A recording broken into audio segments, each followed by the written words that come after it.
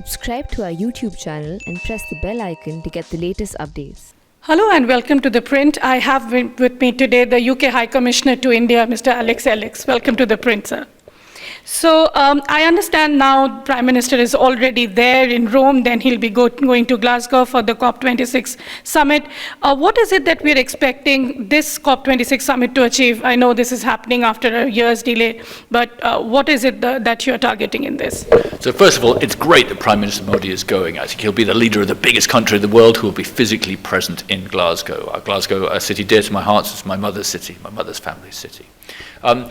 Glasgow is the world's last best chance to avoid seriously harmful climate change. The consequences of that climate change have been described very well by the UN report, which came out a couple of months ago, and that South Asia is one of the parts of the world which is most affected, but it affects every country in the world. So we already have plans in place, but we need to go further. Now, India has already gone further nationally in terms of what it's achieving, for example, in the use of renewable energy. What we want is for countries, including India, to fold its national achievements into new plans up to 2030, and secondly, to set out a long-term plan for how they're going to do the transformation of their economy. India is essential to that because of its scale, because it is developing fast and wants to develop so fast, and it has the opportunity to leapfrog in terms of technology, in terms of creating new employment, into a kind of new way of doing the economy. So we are hoping for ambition. We're hoping ambition for India. We're hoping for ambition from lots of other countries. And I think the Indian ambition also affects the world, partly because of India's scale and size, partly because we are hoping that the Prime Minister Modi and Prime Minister Boris Johnson, the British Prime Minister, together are going to launch some initiatives which have global impact.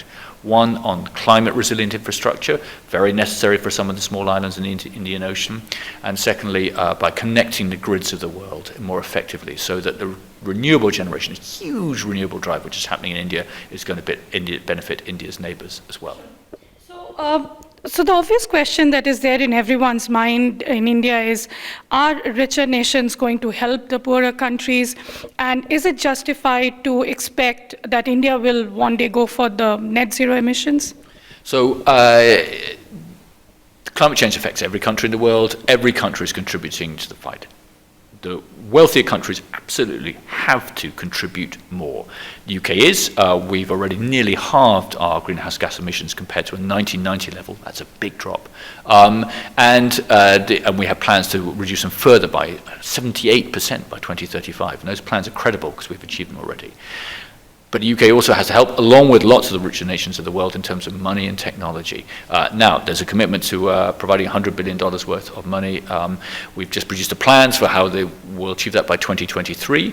The UK is well ahead of that in some respects. We are big investors in India in terms of investment funds, public and private, and we are going to go further in terms of increasing our amount of climate finance. So we are doing a lot nationally. The world is really beginning to get its act together internationally, but it is an essential element of ensuring that every country in the world, including in India, can make that big transformation to a sustainable economy.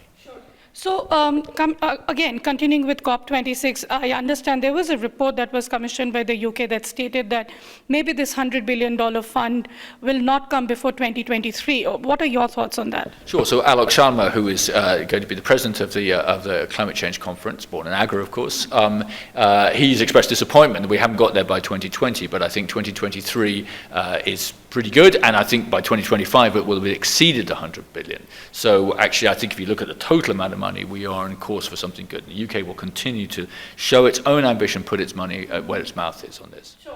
Another highlight of this visit that Prime Minister will be doing is, the meeting with your Prime Minister Boris Johnson. Now, apart from climate change and COP26, are we going to also see issues being discussed between them as far as Indo-Pacific is concerned, Afghanistan is concerned, counter-terrorism, because your secretary was also here recently, and that was a very good visit. So will it be a follow-up to that? And we are also expecting Prime Minister Johnson to come to India soon. So the Prime Ministers met in May, and they launched the roadmap for the transformation, not the evolution, the transformation of the UK-India relationship. A historical and complex relationship has got to look forward to the future, and they gave 5 pillars to that: on defence, on health, on environment, on people-to-people links, and on trade. So now it's about delivery. Now, the UK had already set out its ambition for this part of the world, for the Indo-Pacific, and the integrated review it produced in March of this year, our long-term strategy document, and I was lucky enough to work on that before I came into this job. And that already put the Indo-Pacific as the center of the world over the coming decades, and India is absolutely central to the Indo-Pacific. So the ambition was already there. They met in May. They've actually maintained regular contact since then. They spoke on the phone a couple of weeks ago. Foreign Secretary Liz Truss's visit was a follow-up to really to that, ensuring that we're keeping on track for the roadmap, and that visit went very well. So, I would expect them to focus mainly on the COP, but also to make sure, for example, on defence and security. We've just had here the Carrier Strike Group, the UK's biggest naval deployment since the Second World War, since the end of the Cold War, I should say, and that unprecedented levels of exercising with the Indian Navy, and it's also exercised with the Air Force and with the Army. So there's quite a lot of implementation going on. Next stop, we hope, will be the launching of the trade deal in the coming weeks between the true trade ministers. Meanwhile, we've already agreed and we're implementing in mobility partnerships that there's a lot going on, a real meat to this relationship, and we need to keep that transformation going and that energy going. Well, High Commissioner, my last question to you will be on the trade negotiations. That's like the flavor in the relationship, the free trade agreement. Now, every free trade agreement that India has negotiated has gone on for a very long time. With UK, this is the first time because it was earlier part of the European Union. So do you think this is going to be a smooth ride? There are going to be issues, sensitive issues like market access on agriculture, services. What do you have to say on that? So, the first thing is that we are able to negotiate a trade deal exactly as you say, because we've now left the European Union and therefore have the freedom to negotiate our own trade deals. Secondly, there is a determination from the part of the two prime ministers who said we need to double our trade by 2030. So a trade deal can and should be part of that. All negotiations are complicated. There are 1,000 reasons for agreeing something or not agreeing something. But in the end, what strikes me is the strength of the political will and the strategic imperative on both sides to reach a trade deal as part of an overall transformation of a relationship.